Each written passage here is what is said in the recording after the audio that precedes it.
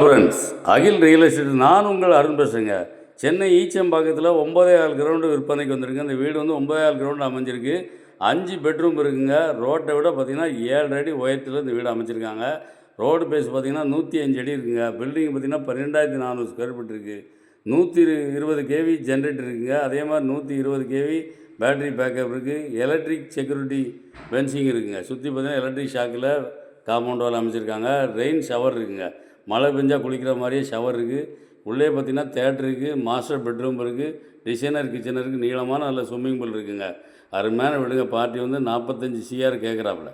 வாங்குங்க, அவர் பொருள் அவர் கேட்கட்டும். நம்ம டேரெக்டாக உட்காந்து பார்ட்டி உட்காந்து பேசி இன்னும் கூட கம்மியாக எடுக்கலாம். கிலோ நம்பர் கால் பண்ணுங்கள். நன்றி.